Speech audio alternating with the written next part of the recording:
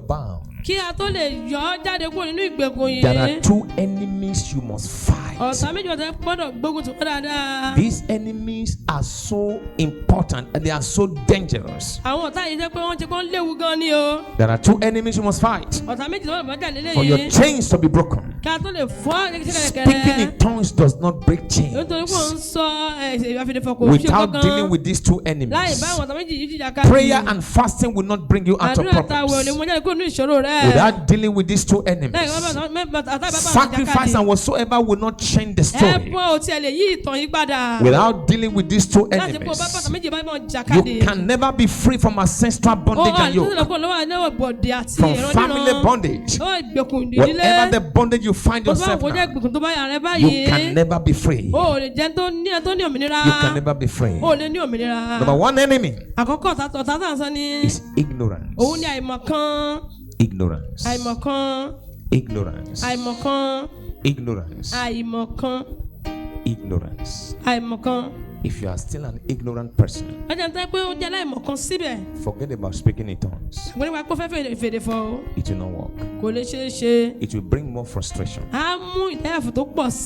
Forget about praying. It will not work. It will not work. What destroys you is not lack of prayer. What is fighting you is not lack of prayer. What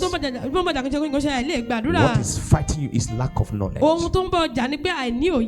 you are following me, I hear you. What is fighting us is not lack of prayer. It's not lack of fasting. I want to do 21 days fasting. I want to do 4 days fasting. That fasting can only be effective if you are not an ignorant person. For my people have gone into captivity for lack of knowledge. You can pray yourself into bondage without knowledge. You can pray yourself into problems. You can fast yourself into problems without knowledge. Because the Bible says my people go into bondage for lack of knowledge. These people that went into bondage that the Bible is saying they were praying every day. They were offering sacrifice to God. They were calling upon Yahweh every day. They were fasting. But despite the fasting and prayer, God cried and lamented. He said, my people that are calling me day and night, they went into bondage because of lack of knowledge. Not because they were not praying. That means a man can even pray and enter into bondage. A man can fast and enter into bondage. The only thing that can exempt you from bondage is that you must deal with ignorance. Ignorance is one of the major weapons of the enemy. One of the major weapons of the enemy.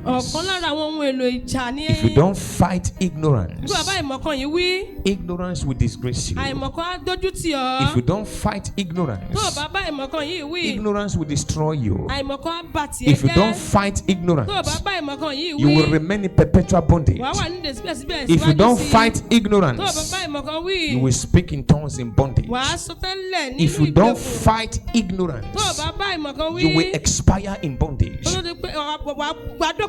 If you don't fight ignorance, the enemy will have the upper hand. Your prayer does not scare enemy. If you like speak in tongues like a bulldozer, let your tongues be coming out like caterpillar. Everywhere is shaking. Everywhere is shaking. Your neighbors are saying, oh, this one is killing demons this night. Oh. Because the tongue is shaking the foundation of the house.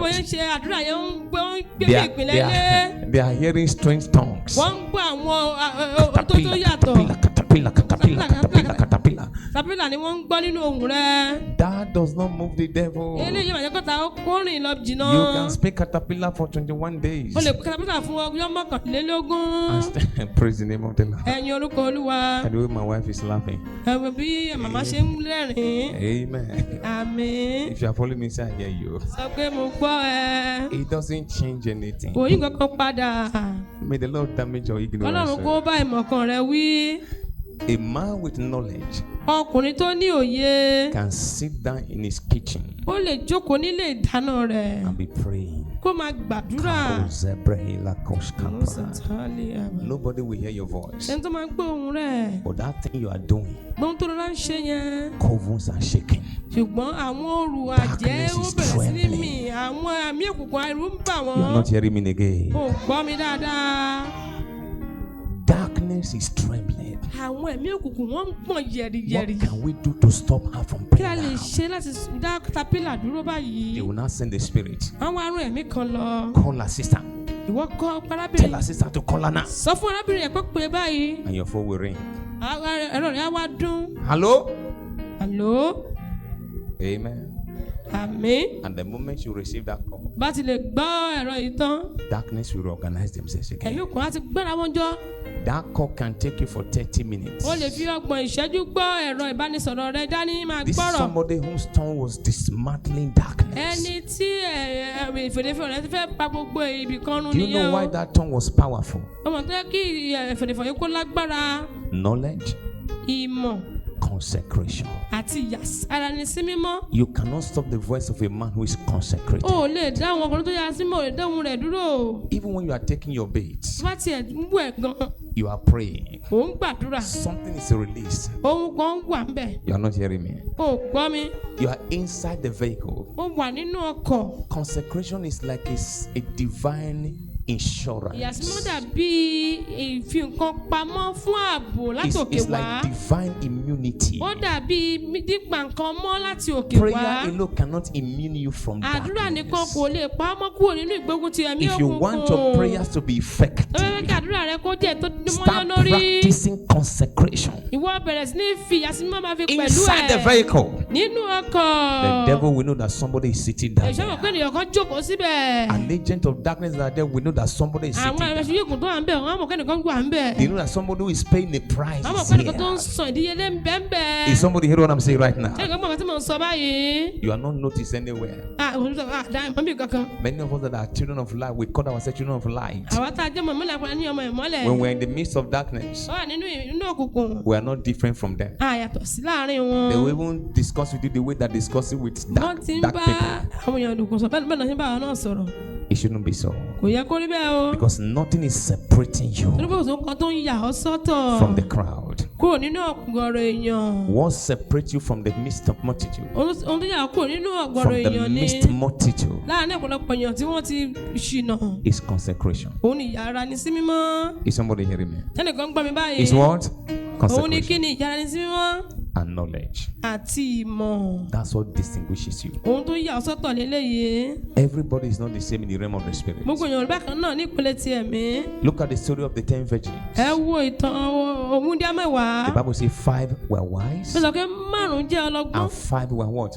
Márùn-ún sì jẹ́ Foolish. kí ni o aláìgbọ́n. Remember, they bear the same title, Lóòótọ́ ni wọ́n jẹ́ wúndíá bákan náà. virgin. Wúndíá. Every one of them were called what? Gbogbo wọn là Virgin. ń pè ní wúndíá. But something separated them. Gbóhùn kan ó yà wọ́n sọ́tọ̀. Something differentiates them. Òun kan jẹ́ ká dá ọmọ yàtọ̀ síra wọn. They were all called virgin. Gbogbo wọn la pè ní wúndíá. They were all called Christians. A pọ̀ ní kìrìsìtíẹ́nì. They were in the same group, Ó wà nínú àyè in kan the náà. same church, Nínú ìjọ kan in náà. the same fellowship. Ní ibi ìṣiṣẹ́ ìsìn They kan náà. bear the same title. Wọ́n ń gba oyè kan But náà. in the realm of the spirit, Wọ́n ní ìpele ti ẹ̀mí. there are wise virgins. A ní àwọn There are wúndíá. wise members. A ní àwọn tó gbọ́n tó jẹ́ ọmọ There are ìjọ. wise members in fellowship. A ní àwọn tó wà nínú ìpàdé ojúlé tó wọ́n Wise members gbọ́n. in different groups. Wọ́n wà nínú ìsọ̀rí kankan wọ́n tó gbọ́n. Everybody is not the